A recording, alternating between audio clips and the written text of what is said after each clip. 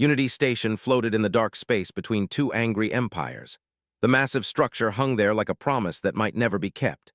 Inside its white corridors, humans walked past each other with stiff backs and hard eyes. 3 months of fighting had brought them here. 3 months of death and burning ships and families that would never see their loved ones again. Ambassador Porter stood at the observation window and watched the stars. He did not look at the warship that waited just beyond the station's protective field. The ship was massive, covered in dark scales like the creatures who built it. Its weapons could tear Unity Station apart in seconds. Knew this because he had read the intelligence reports until his eyes hurt. Behind him, his wife Lisa packed away their daughter's toys for the 10th time that morning. Amy was 4 years old and did not understand why she had to be quiet. She did not understand why the big lizard people made her daddy look so tired. "I'm sorry," said again. He had said it so many times that the words felt empty. "The babysitter got sick at the last minute. My parents couldn't fly in. I had no choice." Lisa touched his shoulder. "It's fine. Amy will be good, won't you, sweetie?" Amy looked up from her coloring book. "I'll be very quiet like a mouse." "Just stay in the corner during the meetings," said. "Don't talk to anyone, don't touch anything. Can you do that?" "Yes, Daddy." Wished he believed her. 4-year-olds were not known for sitting still. But what choice did he have? The treaty signing was tomorrow, the most important diplomatic event in human history, and his daughter would be there with her crayons and her juice box. Jake Harrison entered the room without knocking. He was senior advisor and had been with the diplomatic corps for 20 years. His gray hair had been black when this assignment started. "They're ready for the preliminary meeting," Jake said. "Wants to see the treaty document before tomorrow's ceremony." Nodded, he straightened his jacket and tried to look like a man who had everything under control. Lisa squeezed his hand once, then went back to keeping Amy entertained. The meeting hall was cold. They liked it that way. They were reptilian, though that word did not capture how strange they really were. Stood nearly 8 feet tall, his body covered in dark green scales that shifted to red when he was angry. His eyes were golden and saw more than human eyes could see. His teeth could bite through steel. 6 more stood behind their commander. All of them wore armor even here, on a neutral station where weapons were forbidden. Had learned that never felt truly safe without their battle gear. "Ambassador Porter," said, his voice rumbled like rocks falling down a mountain. The translator chip in his ear turned the growls into words. "You bring your family to these talks." Felt his face grow hot. "My daughter, yes, I apologize for any offense. Circumstances required it." Scales flickered. Could not tell if it was anger or something else. The commander stepped forward, his clawed feet clicking on the metal floor. He looked past to where Lisa and Amy sat in the corner of the room. "A human child," said. "I have never seen one so young. She is very small." "She's 4, said. He moved slightly to block this view. Some human instinct told him to stand between his child and the predator. "She won't disturb the proceedings." Curious, said. "You make warriors so weak and helpless. How do they survive?" "We protect them," Lisa said from her chair. Her voice was calm but firm. "That's what parents do." Made a sound that might have been laughter. "Yes, this we understand. Come, let us see this treaty that will end our fighting." Jake wheeled in a cart with a glass case on top. Inside the case, protected from all harm, lay a single sheet of paper. It did not look like much. White paper covered in careful writing in both human and languages. Symbols from both species decorated the margins. The paper itself was special, made from plants that meant something to both cultures. "Biodegradable fiber," Jake explained. "Embedded with the silk flower from Earth and the peace vine from as negotiated." Leaned close to the glass. His breath fogged it for a moment. "It is beautiful. When we sign this tomorrow, it becomes sacred. You understand this?"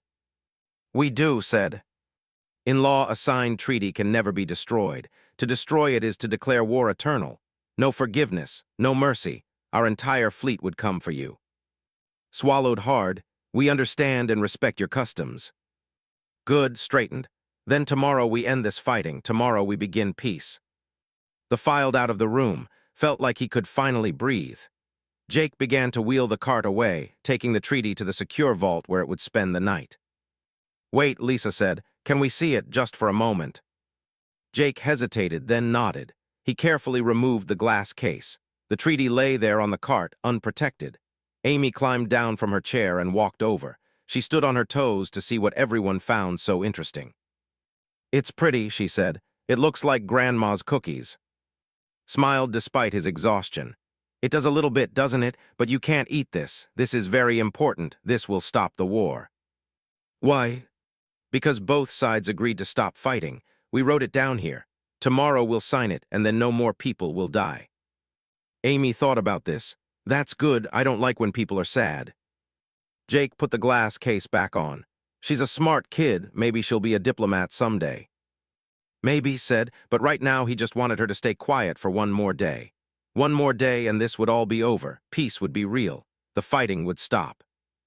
He did not know that his daughter had already decided the treaty looked delicious.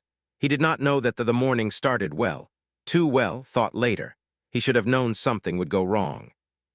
The ceremony hall was filled with guests from 16 different species. Tall ones and short ones with fur and ones with scales, ones that breathed oxygen and ones that wore special suits to survive in the air that humans needed. All of them had come to watch humans and stop their war. Wore his best uniform. The dark blue jacket had medals from his years of service. Lisa wore a dress the color of Earth's oceans. Even Amy looked presentable in her small suit that made her look like a tiny diplomat. She had promised to be good. She had promised to sit quietly in the corner. "Just a few more hours," whispered to Lisa. "Then we can go home." Lisa smiled. "She's doing great, look at her." Amy sat at a small table in the back of the hall. She had her coloring book and her favorite stuffed bear. She looked up and waved at her parents, waved back and felt some of his worry fade. The delegation entered from the far doors. They moved in formation, 6 warriors surrounding Commander. Their armor gleamed under the bright lights. The other species in the hall went quiet. Everyone knew what this meant. If they walked away now, the war would never end. But walked forward. He walked to the ceremonial table where the treaty waited. Jake had placed it there an hour ago, removed from its glass case for the signing. It lay on a platform of polished wood, beautiful and fragile. "People of the galaxy," said. His voice filled the hall without needing speakers. "Today we end hatred. Today we choose peace." The crowd made sounds of approval. Different species clapped or hummed or clicked in their own ways of showing joy. Felt tears in his eyes. They had done it. Months of arguing and fighting and dying, and they had actually done it. "Let us sign," said. Walked to the table. His hands shook slightly as he picked up the special pen they had made for this day. The pen wrote in ink that would never fade. He bent over the treaty, ready to write his name and make history. That was when Amy's stomach growled. She had been good all morning. She had sat quietly like she promised, but breakfast had been hours ago and she was hungry. The adults were all busy watching Daddy write on the paper. Nobody was looking at her. Amy stood up from her small table. She left her coloring book behind. She walked toward the big table where all the important people stood. Nobody stopped her. They were all watching the signing. She got close enough to see the treaty paper. It was white and smooth. It had pretty drawings on it, and it smelled sweet like the cookies Grandma made. The ones with the rice paper that melted in your mouth. The ones that tasted like vanilla and sugar. Amy was very hungry. The paper looked so much like Grandma's cookies. It smelled so good. She reached up on her toes. Her small hand touched the edge of the treaty. The paper was soft. It felt like it would taste nice. Nobody saw her lift the treaty to her mouth. Nobody saw her take the first bite. The paper tore easily. It did taste good, sweet, and a little bit floury. Amy took another bite. The paper melted on her tongue just like Grandma's cookies. Someone screamed, turned from the table and saw his daughter, his 4-year-old daughter, eating the Galactic Peace Treaty. "Amy, no." But Amy had already swallowed the first piece. She took another bite. The treaty was very tasty. She did not understand why Daddy looked so scared. Roared, the sound shook the walls. His scales flashed from green to red, the color of rage. The 6 warriors behind him drew weapons that they should not have had. Security had missed them somehow. Or maybe they were so dangerous that they did not need weapons to kill. "What is this?" His voice was not a rumble now, it was thunder. "What treachery?" Lisa ran forward and grabbed Amy. She pulled the treaty from her daughter's hands. Half of it was gone. Pieces still clung to Amy's mouth. The child looked confused. She did not understand why Mommy was crying. "I'm sorry," said. The words felt useless. She's just a child, she didn't know. Please, Commander, she didn't know what she was doing. The other species in the hall backed away. Some ran for the exits. They did not want to be there when the started killing. Everyone knew what destroyed treaties meant. Everyone knew law. Stepped forward, his golden eyes locked on Amy. The small human child stared back at him. She had treaty paper on her chin. The sacred document is destroyed, said. Each word was sharp as a knife. By your people, by your family, by your blood. It was an accident, Jake said. He moved to stand beside. Commander, please, she's 4 years old. She thought it was food. Children make mistakes. Mistakes have consequences, pointed at the torn treaty. This was to be sacred. Once signed, once sealed, it could never be broken, but you broke it before the signing. You broke it with teeth and hunger. You broke our law. We can make another one, said. His voice shook. We'll reprint it tonight. We can sign tomorrow instead. No, Scales pulsed red. You do not understand. The destruction of a treaty is the ultimate insult. It says you want no peace. It says you choose war, eternal war. The warriors moved to surround their commander. They faced the humans with weapons ready. The security guards in the hall did not know what to do. If they fired on every ship in the enemy fleet would attack. Billions would die. Amy started to cry. She did not like the angry lizard man. She did not like how everyone was yelling. She buried her face in Lisa's shoulder. Please, Lisa said. Look at her, she's terrified. She didn't mean any harm. Humans make mistakes. We're not perfect, but we want peace. We came here for peace. Looked at the crying child. Something flickered across his face. An expression could not read. The commander's scales shifted slightly, red fatting to orange. Want and action are different things, said. You wanted peace, but your actions destroyed it. Felt everything falling apart. Months of work. Thousands of lives lost in the fighting. All of it for nothing because his daughter was hungry. What do we do now? Asked quietly. Turned to his warriors. They spoke in their own language, too fast for the translators to follow. The conversation went on for long minutes. The whole hall waited. Nobody moved. Nobody breathed. Finally turned back to the humans. His scales had settled to a dark orange. Still angry, but not the pure red of killing rage. We return to our ships, he said. We will consult our law keepers, we will consult our histories, and we will decide what happens to a species that lets children destroy peace. How long? Jake asked. 1 day, we give you 1 day, then we return with our answer. Looked at Amy one more time. The child had stopped crying. She peeked at him from her mother's arms. Keep the small one safe. Whatever happens next, she should not pay for what adults could not prevent. The left, they walked out of the hall in perfect formation. The other species followed quickly. Nobody wanted to stay on Unity Station when war might be hours away. Sank into a chair. Jake stood beside him looking old and tired. Lisa held Amy tight. The child had finally stopped crying, but she looked confused and scared. The human delegation locked themselves in their quarters. Outside, Unity Station felt like a tomb. The other species had left as fast as their ships could move. Nobody wanted to be near humans when they returned with their answer. Sat at the table with his head in his hands. He had not slept. Every time he closed his eyes, he saw the treaty paper tearing in his daughter's mouth. He saw scales turning red. He saw the future burning. Lisa had put Amy to bed hours ago, but the child kept waking up crying. She knew something was very wrong. Children always knew. Jake paced the room with a data pad in his hands. He had been reading law for 6 hours straight. His eyes were bloodshot. His hands shook when he drank coffee. There has to be something, Jake said for the 100th time. Some precedent, some exception. You've read everything twice, said. His voice was flat. There's nothing. Destroyed treaty means war. That's their law. That's always been their law. But she's a child. They have to understand that. Do they? Looked up. They're warriors, Jake. They've been warriors for 10,000 years. Do they even have a concept of childhood mistakes? The door chimed, jumped. Lisa came out of the bedroom where Amy was finally sleeping. All 3 humans stared at the door like it might explode. Should I open it? Jake asked. If they wanted to kill us, they wouldn't knock, Lisa said, but her voice was not steady. Jake opened the door. Stood there. Not this one was smaller, her scales a lighter green. She wore robes instead of armor. Her golden eyes were calm. I am N, she said through the translator. I am cultural advisor to Commander. May I enter? Stood, of course. N stepped into the room. She moved carefully like she knew humans were frightened. She did not show her teeth. She kept her claws retracted. "I do not come with an answer," she said. "That will come tomorrow when the commander returns. I come with a question." "What question?" asked. "I wish to speak with the child who ate the treaty." Lisa moved toward the bedroom door. "No, absolutely not. She's been through enough." "I mean her no harm," N said. "I only want to talk, to understand. Please, this is important." Looked at Lisa. Something in N's voice felt different from his rage. Desperate, maybe, or curious, he could not tell. "I'll be right there with her," said. "And if you scare her, if you hurt her, I don't care what happens next." "I understand." Lisa woke Amy gently. The child was confused and sleepy.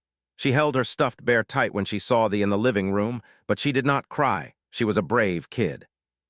And sat on the floor. It made her less tall, less scary. She looked at Amy with those strange golden eyes. "Hello, small one," N said. Her translator made her voice sound warm. "My name is N. What is yours?" "Amy." The child's voice was very quiet. "That is a good name. Amy, I want to ask you some questions. Is that okay?" Amy looked at her father, nodded. "It's okay, sweetie, just answer honestly." "Okay." N moved closer, but not too close. "The paper you ate today, why did you eat it?" "I was hungry," Amy said. "It looked like cookies." "What kind of cookies?" "The ones Grandma makes. With the rice paper that melts, they taste good." N tilted her head. It was a very alien gesture. "Did you know what the paper was? Did you know it was important?" "Daddy said it would stop the war, so people wouldn't be sad anymore." "But you ate it anyway."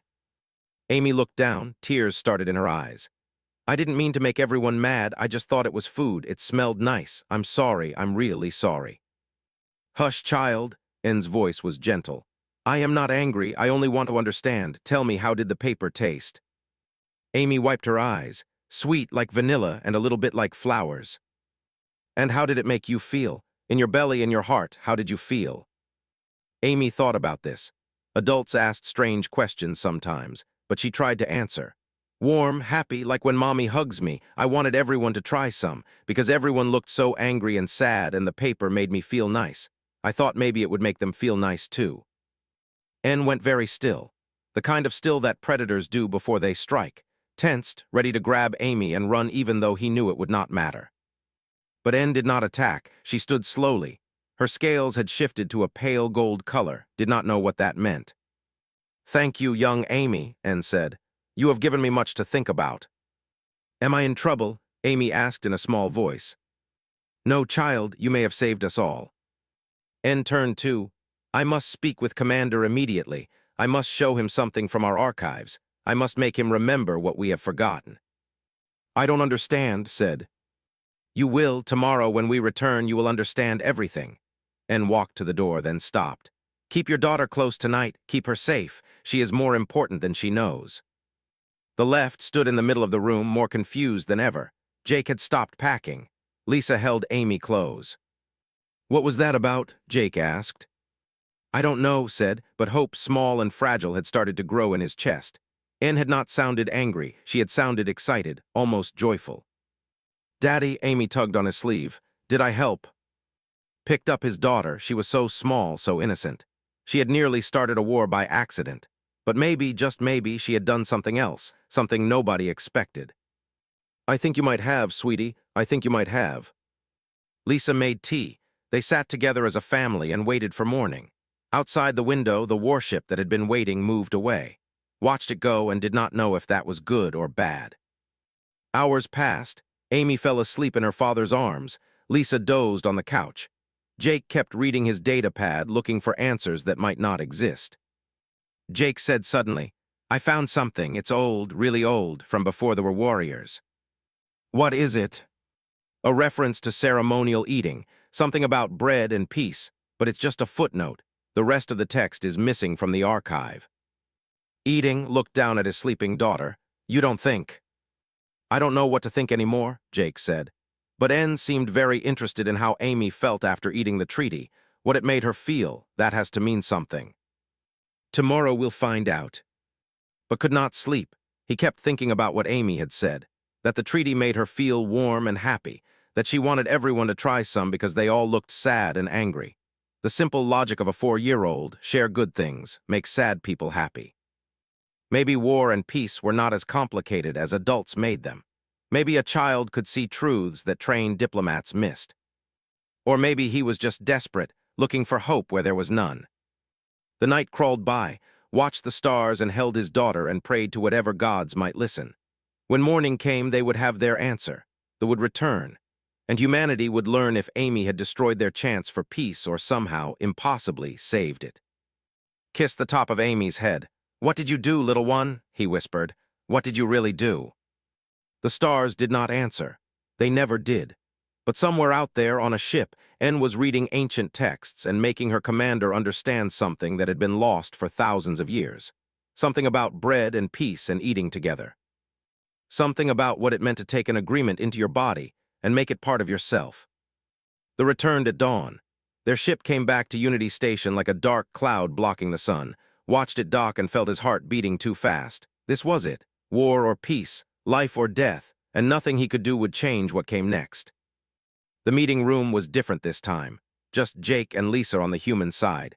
N and 2 other on theirs, no crowds, no ceremony, just 2 groups facing each other across a table. Looked tired. His scales were dark green, unreadable. He carried a data pad filled with text that looked very old. N stood beside him with an expression that might have been hope. "Ambassador Porter said, 'We have reviewed our law, we have consulted our history, and we have found something unexpected.' Could barely breathe. Yes. N explained. The female stepped forward. She activated a hologram above the table. Images appeared, ancient images who looked different from the warriors knew. These were smaller, gentler. They worked in fields and kitchens. They grew food and baked bread. "This is my people 10,000 years ago," N said. "Before we became warriors, before we conquered worlds, we were farmers then, bakers. We fed our families and lived in peace." "I don't understand," said. "What does this have to do with the treaty?" "Everything," and changed the image. Now it showed gathered around a table. They were eating together, breaking bread, sharing food. "When we made agreements in those days, we did not just write them down. We sealed them with food. We baked ceremonial bread using plants that meant something to both parties. Then we ate together, all of us. We took the agreement into our bodies, made it part of our flesh and blood." Lisa leaned forward, like communion or a covenant feast. "Yes, similar concepts across many species," and changed the image again. "The plants we used were the same ones we still use in our treaty paper today, the silk flower and the peace vine, but we forgot why we used them. We thought they were just symbols. We forgot that once they were food." Jake's hands gripped the table edge. "You're saying the treaty paper was meant to be eaten?" "Originally, yes. After signing, the paper was consumed in celebration. But over thousands of years, as we became warriors, we changed. We started preserving treaties as objects. We made them sacred in a different way, untouchable. Destroying them became the ultimate crime." Spoke up, his voice was heavy. "We forgot our own history. We kept the plants in our treaties but lost the meaning. We made law from half-remembered tradition." Felt dizzy. "So when Amy ate the treaty, she was actually doing something your people used to do." "More than that." N's scales flickered gold. "Your daughter performed the most sacred act of ancient peacemaking. She took the agreement into herself. She made it part of her body. By our oldest law, the law we had forgotten, this is not an insult. It is the highest possible honor." The room went silent, looked at Lisa. Her eyes were wide with disbelief. Jake had his mouth open, but no words came out. "I don't believe it," finally said. "That's too convenient, too perfect. This has to be a mistake." Growled, it was not a happy sound. "You think I want this to be true? You think I want to tell my warriors that we almost started a war over a misunderstanding of our own culture?" "Show them," N said quietly. Activated his data pad. The hologram changed to show pages of text, very old text in the language. The translator struggled with some of the words. "This is from our oldest archive," said. "The Library of First Memory. Most never look at these texts. They are ancient history, irrelevant to modern warriors." His voice was bitter. But N looked. She spent all night searching, and she found this. The text scrolled. Could not read most of it, but certain words came through. Peace, bread, consumption, unity. "The Treaty of the Seven Clans," N said. "Written 4,000 years ago when still practiced the old ways. It describes the ceremonial eating in detail. Both parties bake bread using symbolic plants. Both parties eat. The agreement becomes part of everyone involved. And this is critical. The text says that when someone eats the treaty, they feel warmth, joy, and a desire to share the feeling with others. Lisa gasped. That's exactly what Amy said, that it made her feel warm and happy, that she wanted everyone to try some. Yes, Anne looked at them with those golden eyes. Your daughter in her innocence felt what Ancient felt. She responded the way our ancestors did. She wanted to share the peace. Shook his head. But she didn't know any of this. She's 4 years old. She just thought it looked like cookies. Perhaps, said, or perhaps children understand things that adults forget. Perhaps instinct knows what culture has lost. Jake cleared his throat. Commander, with respect, how do we know this is real? How do we know you're not just looking for a way to avoid war? Scales flashed red for just a moment. Anger, but he controlled it. You think I want to admit we were wrong? You think I want to tell my entire species that our most sacred law is based on forgetting our own history? This humiliates us, human. This makes us look like fools. Then why tell us? Asked. Why not just keep the old law and declare war? Because N made me see the truth, said. His voice dropped. My people have been warriors for so long, we have forgotten what it means to be anything else. We make everything about honor and combat, but we were not always this way. Once we knew how to make peace without needing war first. N added, your daughter reminded us. She ate the treaty the way our ancestors would have. She felt what they felt. She wanted to share it. She showed us what we lost. Lisa spoke quietly. What happens now? That is what we must decide, said. We cannot ignore what we learned. The old law is clear. Consuming the treaty in the ancient way means accepting peace fully. But the modern law says destroying a treaty means war. We have two laws that contradict each other. Which one takes priority? Jake asked.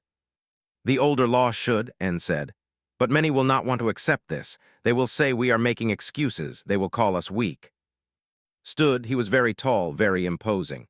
I do not care what they call me. I am commander of the fleet. I make this choice. We will follow the ancient law. We will honor what your daughter did, even if she did it by accident. Felt hope rising in his chest. Does that mean peace? It means we will not have war over this, said. But we cannot simply pretend yesterday did not happen. Too many saw what occurred. Too many will question. So what do we do? Asked. N and looked at each other. Some unspoken communication passed between them. Finally, N spoke. We revive the old custom. We do it properly this time. We prepare ceremonial bread using the symbolic plants from both our species. We gather both delegations, and we eat together, all of us. We make the peace agreement part of our bodies the way our ancestors did. You want to recreate an ancient ritual? Jake sounded skeptical. I want to give my people a reason to accept peace, said. I want to show them that what the child did was not an insult but a blessing. I want to teach them what we forgot. Looked at his wife. Lisa had tears in her eyes. Amy saved us, she whispered. Our little girl actually saved us. She reminded us, corrected. She showed us what we lost, but now we must choose to accept it. My people and yours, we must choose to eat together, to share food, to make peace part of ourselves. Will your people accept this? Asked. Some will not, but I am commander. They will follow my lead or they will face my judgment. Scales settled to a calm green. Besides, once they taste the ceremonial bread, once they feel the warmth and joy your daughter felt, they will understand. The old ways worked for a reason. Stood, he extended his hand across the table, looked at it for a moment, then gripped it carefully. His claws were retracted. His scales were cool but not cold. The preparation took 3 days. Lisa worked with botanists to make sure the ceremonial bread would be safe for both species. Some plants that were fine for could poison humans. Some earth plants would make very sick. They tested combinations until they found one that worked.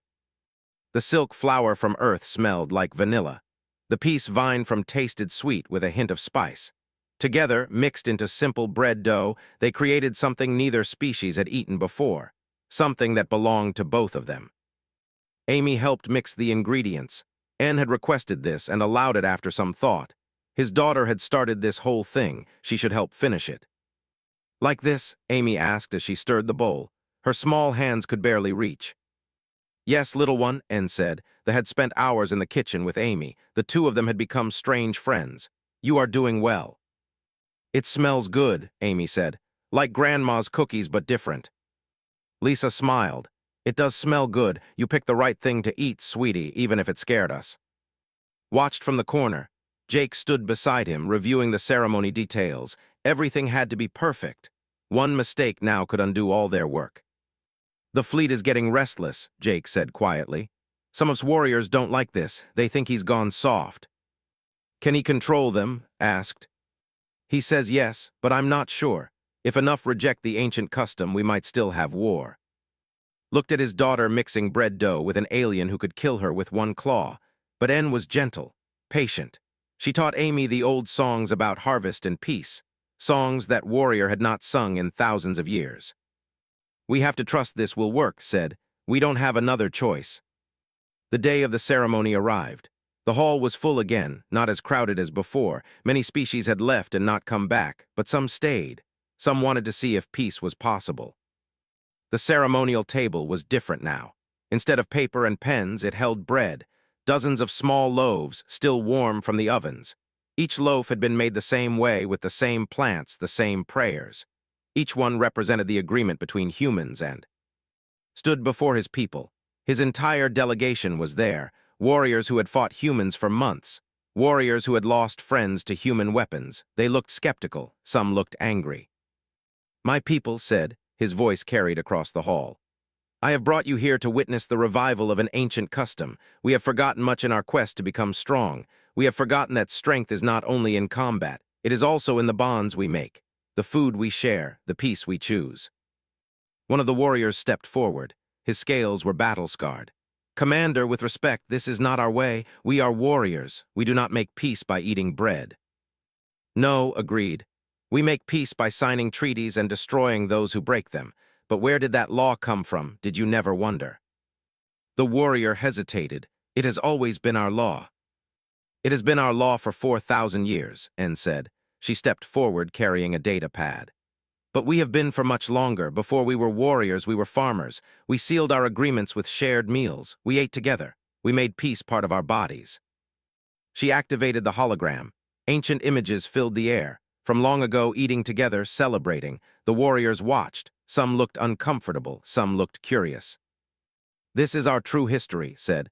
The history we forgot in our rush to conquer. The human child reminded us. She ate the treaty the way our ancestors would have. She felt the warmth and joy of true peace, and she wanted to share it. Stepped forward with Amy beside him. The child looked very small next to all the big, but she did not look scared anymore. She had made friends with N. She trusted that things would be okay. My daughter made a mistake, said. But maybe it was the mistake we needed. Maybe it took a child to show us what adults had forgotten. Nodded, today we will eat together. Humans, and we will take this agreement into our bodies. We will make it part of ourselves, and we will see if the old ways still work. The bread was distributed. Each delegation member received a small loaf. The humans held theirs carefully. They looked at the bread like it might attack them. I will go first, said. He broke off a piece of bread and ate it. His golden eyes closed. For a long moment he was silent. Then his scales shifted to a warm gold color. It is sweet, it is warm, I feel it spreading through me, peace, real peace. One by one the warriors ate, watched their expressions change. Suspicion became surprise, anger became wonder. The bread did something to them, or maybe it just let them feel something they had been denying for too long. The humans ate too. Lisa took the first bite and smiled. It's beautiful, she said. I feel it, the peace, the connection. Ate his piece. The bread melted on his tongue, sweet and warm and somehow more than just food. He felt it in his chest, in his heart, a sense of rightness, of belonging, of shared purpose. Amy ate hers and giggled. I told you it was good, she said. The hall fell silent, humans and stood together eating ceremonial bread. Some had tears in their eyes, some looked surprised at their own emotions, but all of them felt it, the warmth, the joy, the peace. One of the warriors approached Amy. He was the same one who had questioned the commander. His scales were no longer battle red. They had shifted to a calm blue. Small human, he said, I owe you thanks. You showed us what we lost. Amy looked up at him. You're not scary anymore, she said. Your colors are pretty now. The warrior laughed, a deep, rumbling sound. Yes, I suppose I am not so scary when I am not trying to be. The ceremony continued. More bread was shared, stories were told. Humans and sat together and talked about things other than war. They found common ground, shared interests, things to laugh about. Jake stood beside and shook his head in wonder. I can't believe this is working. Ancient wisdom said, it's harder to hate someone when you've eaten with them, when you've shared food, when you've taken the same thing into your bodies and made it part of yourselves. We should have been doing this from the start. Probably, but we didn't know, we forgot. Watched Amy playing with young warriors who were teaching her their hand games. It took a child to remember for us. The news spread across the galaxy. Unity Station sent out broadcasts showing the ceremony. Other species watched in amazement. Humans and eating together, laughing together, making peace not through signed papers but through shared meals. Requests started coming in. Other species wanted to try the ceremonial bread. Other conflicts wanted to use the ancient custom. Unity Station became a center for this new old way of making peace. Weeks passed, the fleet did not attack. Human ships did not fire. The border conflicts ended not because anyone surrendered, but because both sides chose something better. Amy received visitors from across the galaxy. Diplomats wanted to meet the child who had accidentally saved everyone. Scientists wanted to study how a simple act of hunger had changed everything. But Amy just wanted to play and eat cookies and not be the center of attention anymore. One evening sat with his family in their quarters. They were preparing to go home. The diplomatic mission was over. Peace was real. Daddy, Amy asked, are people still mad at me? No, sweetie, nobody's mad. You're a hero. I don't want to be a hero. I just wanted a snack. Lisa laughed and hugged her daughter. Sometimes the best heroes are the ones who don't try to be. A message came through, official invitation from the High Council. They wanted to honor Amy with a medal, the highest civilian honor they could give. Read the message and felt pride swell in his chest. They want to thank you, he told Amy. They want to give you a special prize. Will there be more of that bread? Amy asked. Probably. Okay, I'll go. The ceremony was smaller this time.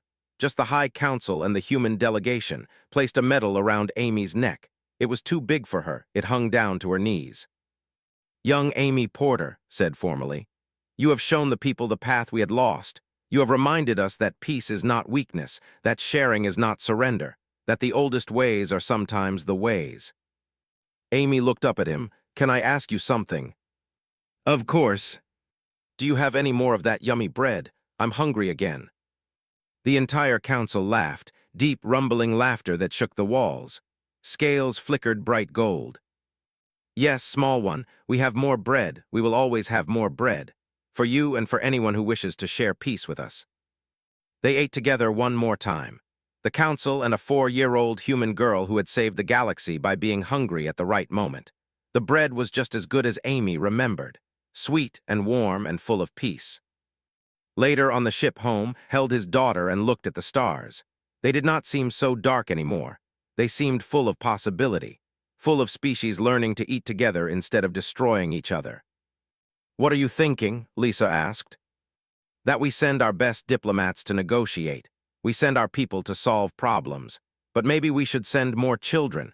They see things clearly. They don't carry all our complicated rules and fears. Amy just wanted a snack. I know, and that simple want, that simple hunger, did what months of careful negotiation could not. Amy was already asleep, clutching her too big medal, looked at her and felt a wave of love so strong it hurt. His daughter. His brave, innocent, accidentally perfect daughter. The ship flew through space toward Earth. Behind them, Unity Station glowed in the dark. Inside, and humans and dozens of other species gathered to eat ceremonial bread. The ancient custom was spreading. Wars were being prevented not with weapons, but with shared meals. All because one child had been hungry, and the treaty had looked like cookies. Smiled, sometimes the best peace came from the simplest acts. Sometimes wisdom came from those too young to know they were being wise. Sometimes the galaxy was saved by accident. And sometimes that was exactly how it was supposed to be. We'll do it, said. We'll help you bring back the ancient custom for peace, for our daughter, for everyone. Good, said. Then let us begin. Morning would bring answers, just had to survive until then. I'm sorry, Daddy, Amy said in a small voice. I was hungry, it looked like cookies. could not speak. He just held his family and watched the empty hall and wondered if they would all be dead before the week ended. Sweet smell from the paper had made her hungry. He did not know that tomorrow morning, while everyone was getting ready for the ceremony, she would remember how the treaty looked exactly like the rice paper her grandmother used for special treats. Amy went back to her coloring book. She drew pictures of flowers and ships and happy people. Tomorrow would be a big day. Everyone said so. She wanted to make Daddy proud. Watched the stars and thought about peace. Tomorrow could not come fast enough.